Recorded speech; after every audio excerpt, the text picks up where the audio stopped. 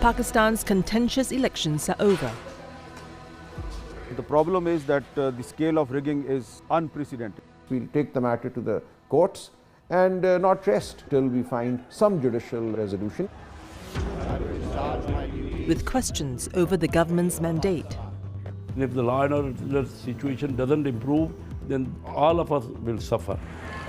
How will Pakistan meet its imminent economic and security challenges? The headline inflation is taking a big toll on the poor people of Pakistan. Terror groups have been attacking the Chinese nationals. They have been attacking foreign nationals. And what will become of its most popular and controversial politician, former Prime Minister Imran Khan? In the attempt to disenfranchise PTI and Imran Khan, they accidentally made him the most popular politician in Pakistan.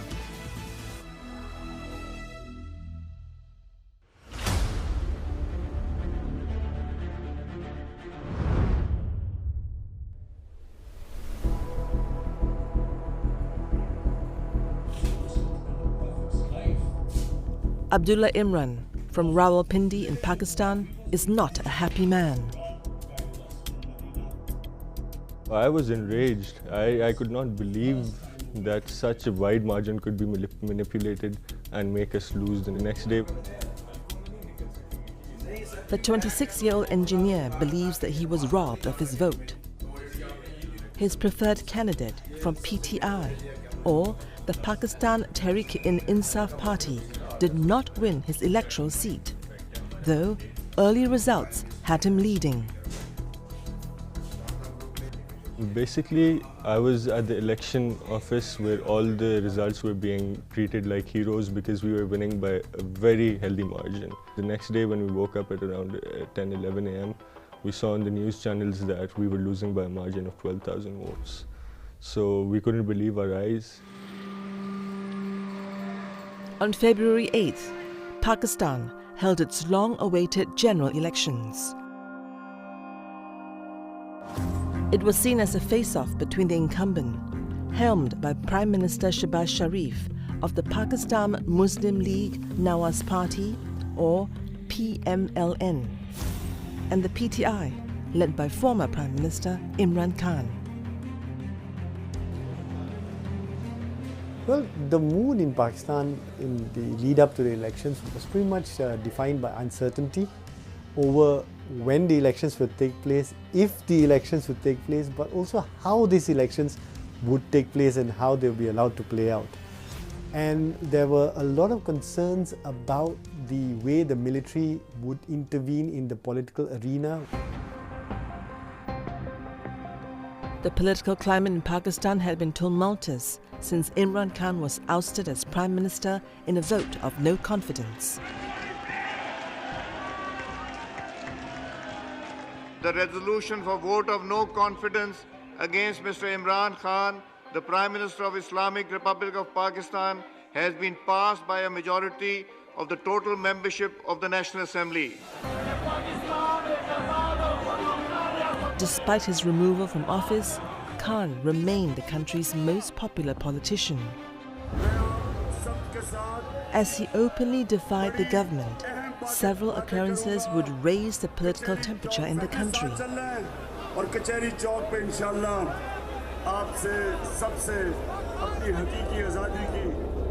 In November 2022, Khan was shot in an alleged assassination plot. He blamed the government and military for the attempt on his life. Then, on May 9, 2023, Khan was arrested from the High Court on corruption charges. His followers took to the streets in angry protests, unleashing destruction in cities like Islamabad, Lahore, Peshawar, and others. Using the May 9th violence as justification, the authorities clamped down on PTI, arresting its leaders and supporters in the aftermath. Imran Khan was subsequently released on bail, but re-arrested. He remained behind bars, heading into the election. There was every attempt to make it hard for the PTI to contest elections. Its main leadership was arrested and had been in prison for months before the election. Even the mid-tier and the grassroots leadership had been picked up. So the party was clearly thought to be in disarray. Then came another blow for PTI. The Election Commission of Pakistan barred the use of PTI's electoral symbol, the cricket bat. The icon is a throwback to Imran Khan's days of glory as Pakistan's cricket captain. In a country where the literacy rate is around 60%, such symbols are crucial for party recognition. According to them, our intra-party election was not conducted properly. Therefore, they relied on a provision in the Election Act of 2017 to deny us a symbol. And there is a rule that the Election Commission has, which says that if you are denied a symbol, then members of the party who contest elections will be treated as independent candidates. The bat symbol was very important because that has Imran Khan's imprimatur on it. So people were left guessing as to who was the PTI candidate. PTI candidates ran as independents using different electoral symbols. With all these obstacles, it was expected that the party would not perform well at the February polls. But the PTI were far from defeated. Hamad Khan is a PTI supporter who volunteered as an observer in one of the polling stations. The support from the people that came toward PTI was massive.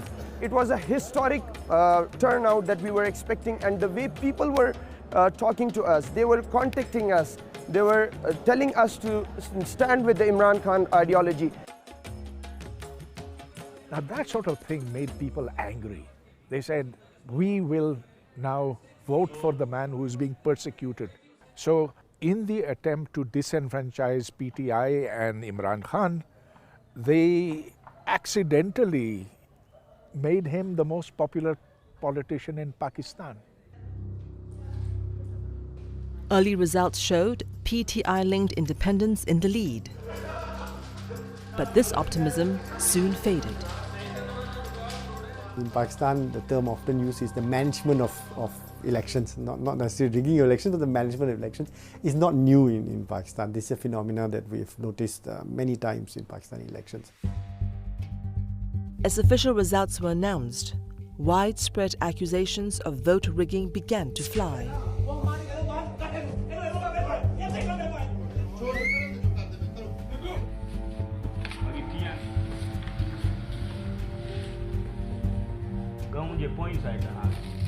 At the heart of these claims are two pieces of paper, Forms 45 and Forms 47. Now, the Form 45 is simply the result compiled by the presiding officer of a polling station at the end of the poll. It gives the votes received by every candidate at that polling station. So when you put together all polling stations in a constituency, you aggregate the number and you issue what is called the Form 47. Salman Akram Raja is a PTI-affiliated candidate who ran in Lahore. He says the results of his seat were changed, denying him victory. Fictitious Forms 47 were created, which had nothing to do with the underlying vote that had been cast. So in my case, there's a lead of nearly 100,000 that emerged at the end of the polling through the Forms 45. So what they've done is, during the night, they created Forms 47, which is the aggregate result from all the polling stations, and this result is pure fiction. So they've given numbers to whoever they wanted to, whatever numbers they wanted to give. Votes had been cast. There are dozens of examples. The problem is that the scale of rigging is unprecedented. In the past, we saw that the rigging method is different. They stamp the ballot papers and then they stuff the ballot boxes, and then in the counting, they create problem and they get the result of their own liking. But this time they directly changed the result on Form 47. In some areas where they did rig the elections, the results were clearly PTI won, but the official results that came, our opponents had won. Citing security concerns, Pakistan's internet was shut down on polling day. Nonetheless, PTI supporters would mobilize and mount protests in the following days, accusing the military and the incumbent government of electoral fraud. वो हम अपने कायद की appeal पर यहाँ आए कि पूरे पाकिस्तान में हमने एहतजाज करना है।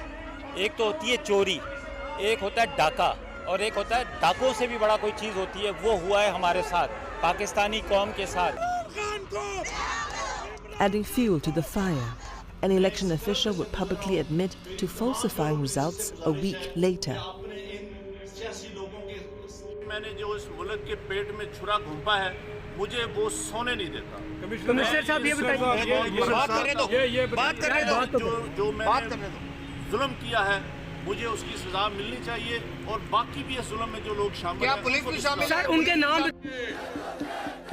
Elsewhere, winning candidates refused to accept their victory. Among them, the leader of the Jamaat-e-Islami Pakistan Party, Hafiz Naeem. अगर हम जो क्लेम करते हैं उसके खिलाफ ही आकर खड़े हो जाते और अपने ज़मीर को मार देते, तो फिर हमें तो इन सारी पार्टियों में चले जाना चाहिए जो ये सारे धंधे करती हैं। फिर हम जमात इस्लामी में क्यों हैं? हम हक पे खड़े हुए हैं, सच पे खड़े हुए हैं, चाहे उसकी इज्जत खुद मेरे ऊपर क्यों ना पड़े। On the other hand, other politicians would show proof of election legitimacy.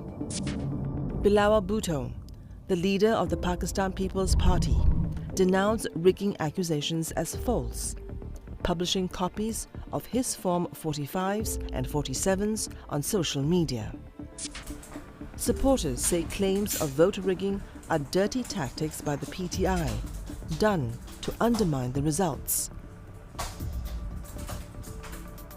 Unfortunately, when Imran Khan was in politics, especially youth was used very, very badly. I don't have any words for his fascist behavior, and unfortunately they are labeling and even doing anything to malign their opponents, and even they feel proud because their leader have evil intentions and have always evil intentions and have always an aggression to malign their opponents. PTI just want to agitate, and they don't want that there should be development in Pakistan. You see, the stability is very much required, and now I think the election was very fair. Comparatively, I don't say in all elections there had been doubts, so if they have some proofs with them, they should come forward. When the dust settled, of the 266 seats up for grabs, PTI-backed independents would win 93. The Pakistan Muslim League Nawaz would get 75, while the Pakistan People's Party would pick up 54. Minor parties would pick up the rest.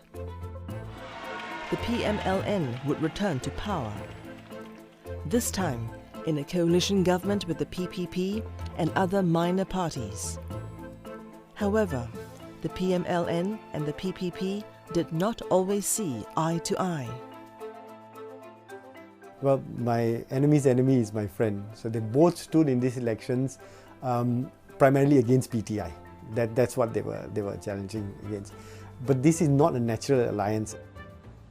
It will function, but it will function as a coalition government which is very weak. It is not clear that it certainly cannot take strong decisions.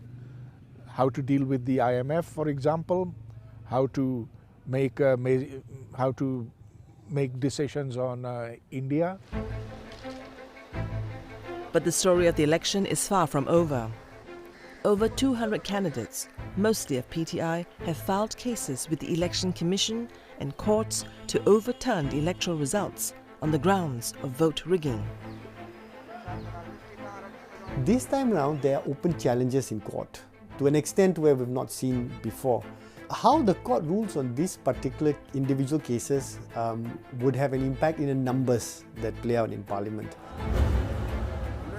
But why did the PTI, together with its jailed leader Imran Khan, remain so popular with voters? The answer may lie in Pakistan's economic doldrums.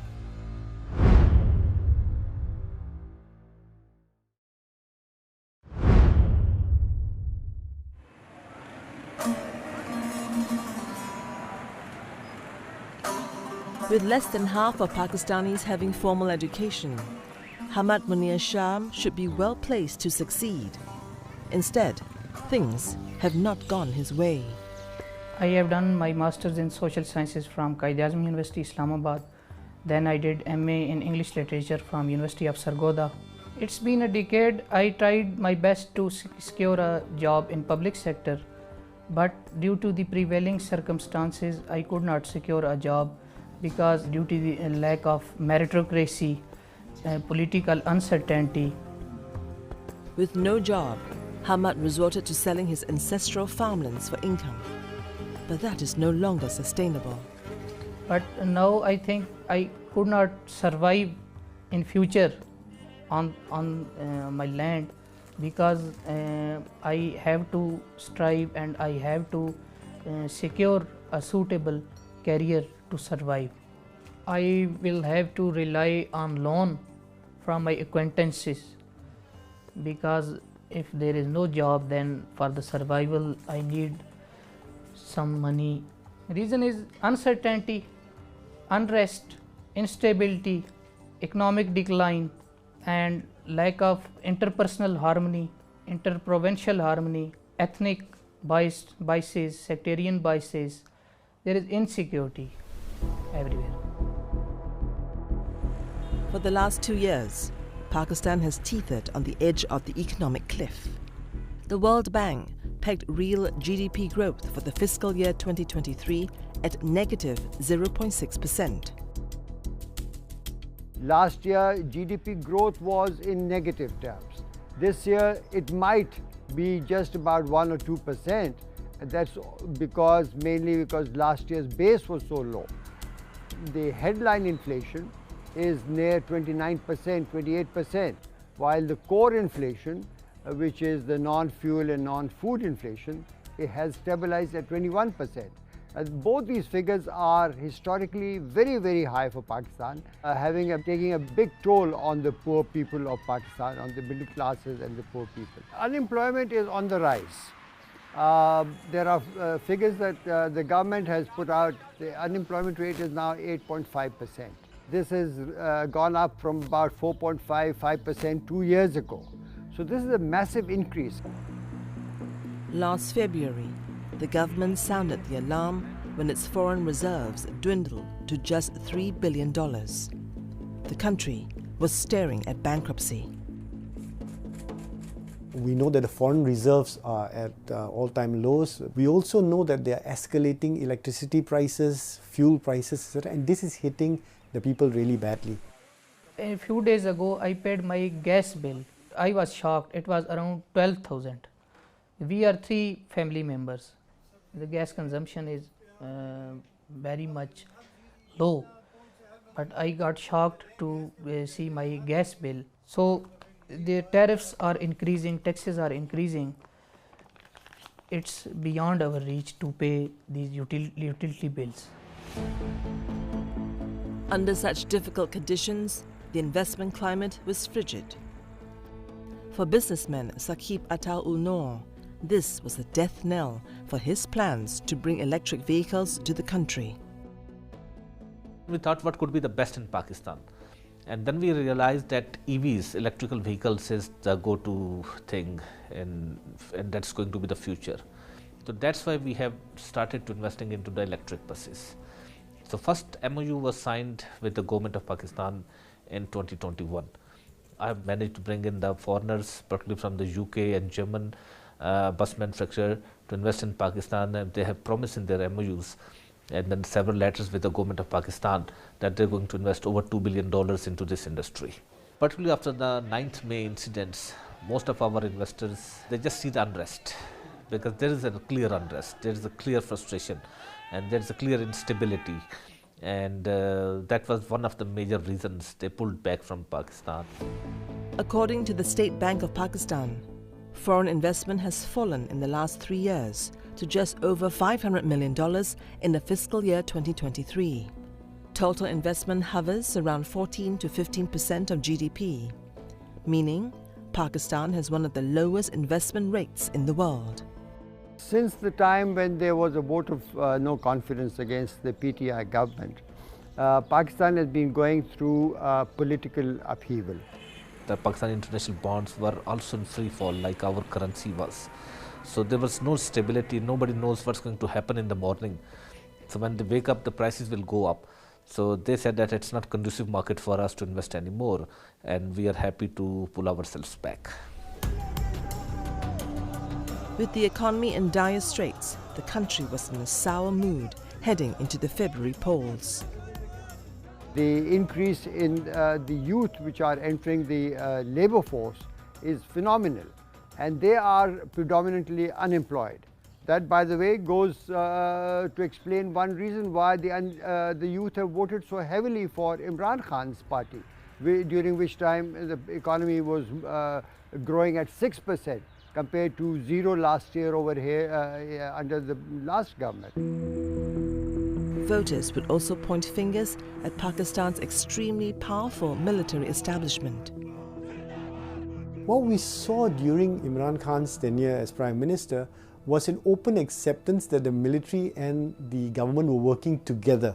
And this in Pakistan is often described as the hybrid regime. Now what this did was it placed the military in a position where it was seen to be culpable for the failings of the government. The military was equally implicated in the economic problems. I don't think that the people of Pakistan voted for Imran Khan. They actually voted against the establishment, which is interfering in politics since decades. And in some areas, I know the people who don't like Imran Khan, but they voted for his candidate because they thought that if his candidate will win this election, it will be the defeat of PMLN and Pakistan People's Party. Nonetheless, the PMLN and the PPP succeeded in forming a coalition government. Shehbaz Sharif was sworn in as Prime Minister once more, getting a second bite of the economic cherry. And the coalition government believes it can turn things around. You see, the stability is very much required. Our government has intention to have more and more growth, which I feel that there is a potential. If we could give confidence to private sector and to foreign countries for the direct foreign investment. The agriculture also.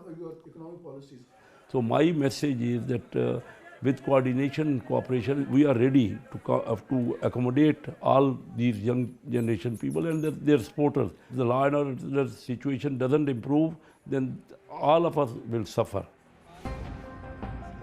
To implement economic reforms requires a strong mandate, but questions are already being asked of the coalition's strength. Cracks were showing between the two major parties. The Pakistani Muslim League Nawaz, founded by the current Prime Minister's brother Nawaz Sharif, and the Pakistan People's Party, led by Bilawal Bhutto Zardari, son of former Prime Minister Benazir Bhutto. The PPP has been very clear that they don't want to accept ministerial positions. Now this may seem counterintuitive at one level, but it's actually a very strategic play. What we find is the PPP is willing to support Nawaz Sharif's party to take up government. However, it doesn't want to be blamed for any of the hard decisions or failings of the government in the next few years. It is very clear that the coalition that has been put together, and that too between the People's Party and PMLN, who have never been on good terms and who were in fact treating each other as opponents during the election process, it's clear that that coalition is not going to last. It's going to hold for a while, but it'll be weak, it'll be unstable, it'll not be able to make the kind of major decisions. And there is another organization keenly concerned with the strength of the government's mandate: the International Monetary Fund.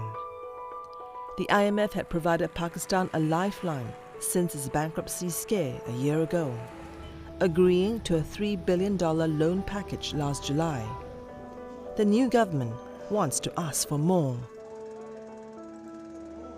Already IMF have indicated they want to support Pakistan because whatever happened in the last program, we fulfilled all conditionalities of IMF. And we feel there should be enhanced amount of $6 billion next program. And they are confident, even IMF, if we will fulfill all their conditionalities, because this is the only option available to boost our economy. The IMF give the money out after they do what I would call an economic audit of the policies and the conditions. And when they give the green light, then other creditors, whether it is multilateral institutions or bilateral or the international capital markets, they have greater confidence in the economic policies of Pakistan. Now, the loan package from IMF will be contingent on certain structural issues, changes being made in Pakistan. This would include no subsidies for fuel prices, but also expanding the tax base in Pakistan as well. These will be unpopular decisions. And if your own coalition member is not willing to take up a position in the governing, in the cabinet, then you're hard pressed already. So it will be a very difficult job for Sharif to sell these ideas. As for Saqib, he hopes things will be better once the election dust settles. A lot of investors, even from Singapore, from Malaysia, from Dubai, from China, they have promised us that soon after election, if there is a stability, we will come and invest in Pakistan with you guys. So I truly believe whenever there is a stability with the current policies, when it comes to enforce, we will only go one direction, that will be go upward. Pakistan also wants to turn to its trading partners for funds. But will mounting security challenges kill any investment appetite?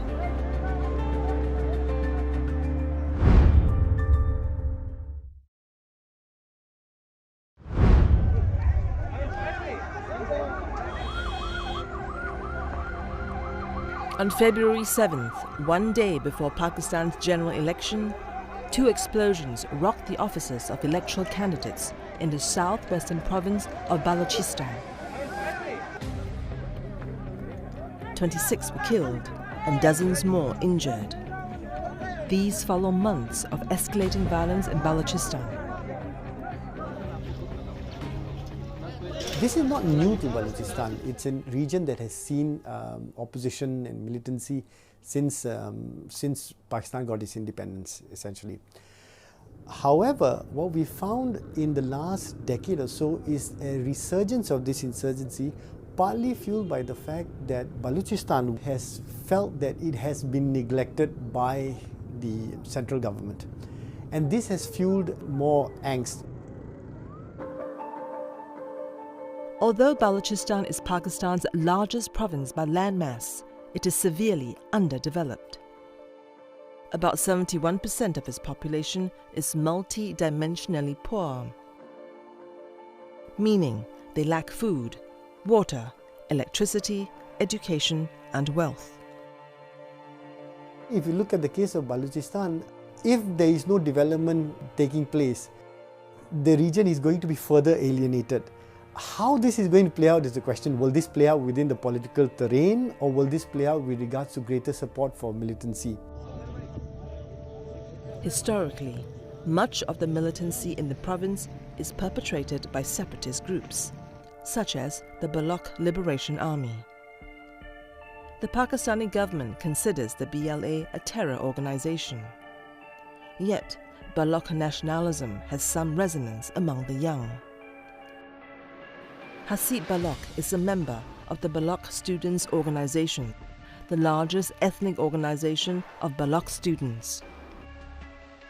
I think this whole alienation which Baloch youth feels towards the state and the whole democratic process, it's because of the Riyasti state's policies towards Baloch, which alienates them at the end of the day. We have found that both the government and the establishment, primarily the military, have carried out a number of campaigns, military campaigns to root out militancy in Balochistan. And this has further fueled the sense of alienation in Balochistan. There are claims that thousands of people have been detained or in Balochistan, they say disappeared over the past few years. The military has been accused of abducting dissenters, known in Pakistan as forced disappearances. Victims often vanish, not given a chance to stand trial in court. Hasib believes his family was targeted by the authorities in this way. My family, my uncle, on 15th of April in 2015, on his way to Karachi from Habchoki, he was extrajudicially abducted by the law enforcement agencies, and from this day we are unaware of his whereabouts and in which situation he is either alive or dead. You are in a situation of in complete uncertainty and insecurity. You don't know what happened to you in the next coming moment. Yet, at the recent elections, the Balochistan nationalist parties fared poorly. Instead, the PPP and the PMLN emerged as the big winners. They clinched 11 and 10 seats respectively, out of 51 available seats in the Balochistan Assembly. This has led to an outcry of vote rigging, raising concerns of further unrest in this fraught region. There is a serious question of legitimacy, because the scale of rigging in Balochistan is very large. Some nationalist parties from Balochistan, they will create a lot of problem, they will create a lot of trouble.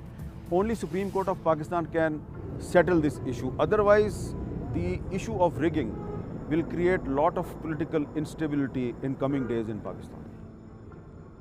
The issue in Balochistan plays out to broader issues of transnational security issues, because Balochistan borders Iran and borders Afghanistan as well. So we know that there is a movement between militant groups across these borders. On January 16, Iran launched air and missile strikes in Balochistan, supposedly targeting Baloch militants. Pakistan returned missile fire 2 days later, also claiming to attack militants in Iran. Well, unfortunately for us, the Baloch terror groups have found a relocation base, not just in Afghanistan but also in Iran's ungoverned areas. And these groups have been attacking the Chinese nationals. They have been attacking foreign nationals, they have been attacking military convoys, they have been attacking Pakistani soldiers.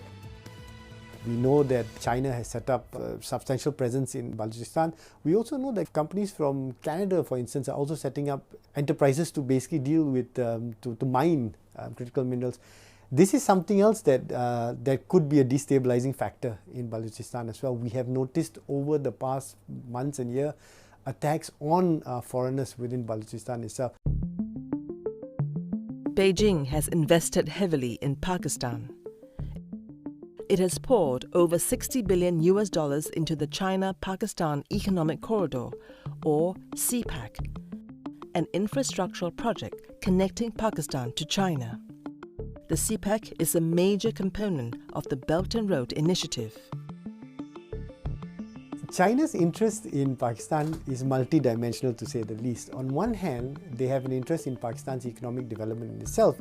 China has also invested heavily in the Balochistan province, and not just in terms of mining infrastructure, but also in terms of port infrastructure as well with Gwadar. Another factor is the fact that Pakistan has for a very long time balanced its relations with the US and China. So it's in China's interest to keep Pakistan in its camp as well, not allowing it to stray too far. But terror attacks and militancy has been a thorn in the side of the China-Pakistan relations. In 2018, militants attacked the Chinese consulate in Karachi. Then, last August, a convoy of Chinese workers in Balochistan was attacked by the BLA. 中方强烈谴责这一恐怖主义行径，已要求巴方严惩凶手，采取措施确保中国公民人身安全。 Other powers are also keeping an eye on the development in Pakistan's borders, in particular, the US and India. The United States, we must remember, has only marginal interests left in Pakistan now. Their interest is largely to keep Pakistan from exploding, because a Pakistan that explodes is one that lets nuclear weapons loose. India has made no secret about its main concern from Pakistan, and that in India's terms is that Pakistan supports terrorist activities in India. And India has made that a number one priority in re-establishing relations with Pakistan. With what is seen as a weak mandate, the coalition government will have a difficult task in quelling the disquiet in the peripheries of the country. Yet, it will be a crucial step in reassuring Pakistan's partners and to inviting much-needed investments. Yes, it is difficult. We understand that the things should be improved. Challenges are there in this situation. In the borders, we have a not very cordial relation with the neighboring countries, and I think things will be improved with this government, because that is the only options available with the internal coordination and with the abroad, that is international coordination. Only then Pakistan can have more. But for some living in Balochistan, like Hasim, the disputed election does not leave him with much optimism. The behavior of this state, which at the end of the day alienate us from the whole the democratic process and constitutional process. The basic link between the state and the citizen is the constitution. If the state don't have respect for this relationship, this constitutional divine relationship between the state and the citizens of the state, at the end of the day it will emerge in alienated behaviors at political level, at social level.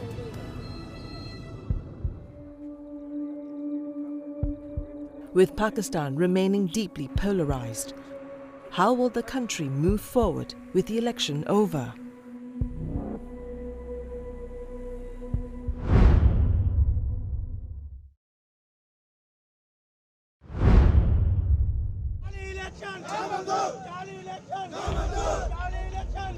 Even as many candidates contest the election results in court, protesters continue to rally in the streets of Pakistan, weeks after the polls have closed. It's not just the candidates who've been robbed, it's the people who've been robbed. And if the people want to come out and protest, then there's no power on earth that can stop them. PTI-backed candidates initially picked up 93 seats, but that number has come down after some candidates jumped ship or had their results overturned through recounts. However, PTI claims they should have won at least 180 seats. We'll take the matter to the courts and not rest, till we find some judicial resolution, even if it's against us. We are going to go through with the whole process. The question is, if the verdicts go against the party, how will PTI supporters react? Especially after 6 High Court judges reported intimidation and coercion by the executive branch and intelligence agencies. What we expect is that if the rulings do not play out in favor of the PTI-backed candidates, we can anticipate anger escalating. However, there is an awareness among PTI members that the events of May 9th cannot be repeated.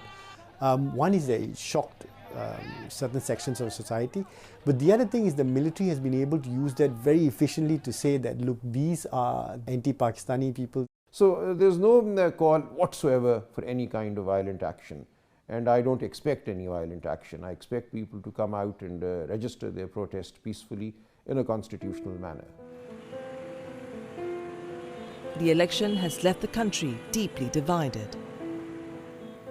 For retired Colonel Rana Athar, Imran Khan has to shoulder some blame for Pakistan's polarization. He himself is arrogant. His language is not polite. He is very harsh in conveying his views. He is vindictive. The youth is considering him as a demigod. They are copying him. In youngsters, because they do not have much of thinking capability, they are so much focused on Imran Khan. The youth has become part of his cult. The social media, the excessive use of social media being done by Imran Khan has capitulated the complete mind of all the younger generation of our country. According to a Gallup exit poll, younger voters favoured the PTI. 38% of voters aged 18 to 24 voted for Imran Khan's party, compared to 22% for PMLN and 15% for PPP. Comparatively, only 20% of those above 50 went for PTI, compared to 30 and 13% for PMLN and PPP. We are waiting for his orders, the way he would lead us. We are listening to his orders, whatever he tells us. He has fought this battle for last 2 years, and whatever he continues ahead, we have faith as a nation in him.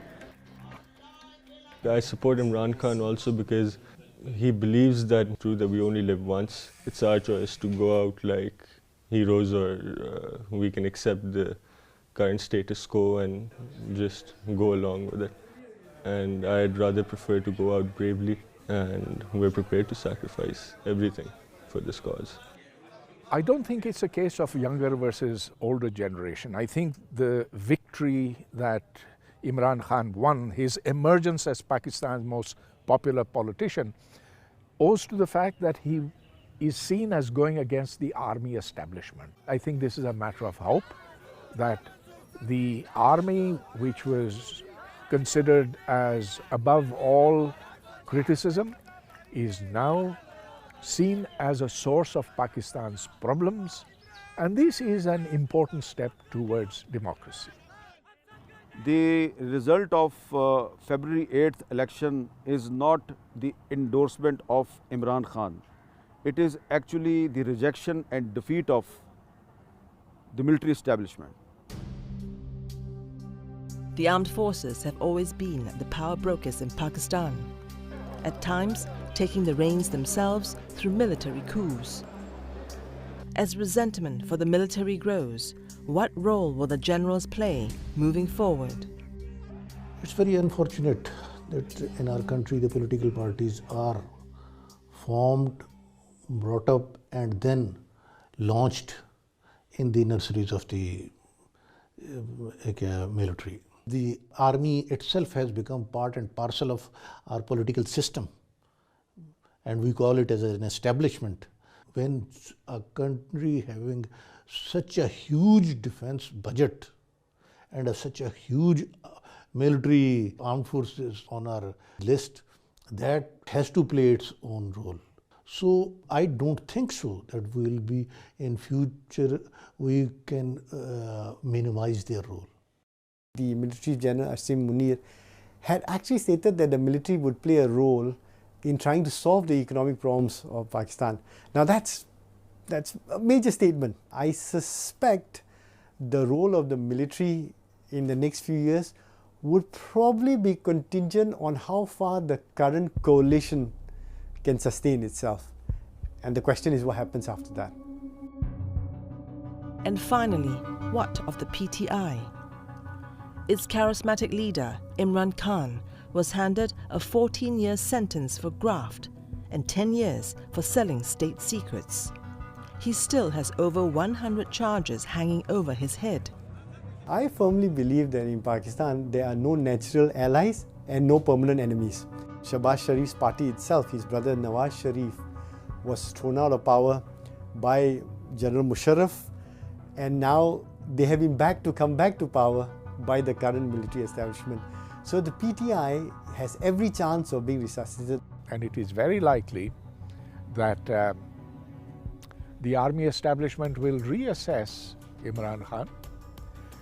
After all, his fight is only with certain generals, and he does have support within the army establishment, maybe in a matter of months, maybe in a matter of years.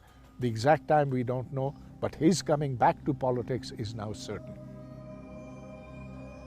For now, at least, the very challenging job of pulling the fractured country together rests with the coalition government, though it is starting its term on shaky ground. We need support from all establishments, from judiciary, from army, from bureaucrats. Otherwise, our country is not developing the way we feel that the standard of living of our people should be improved.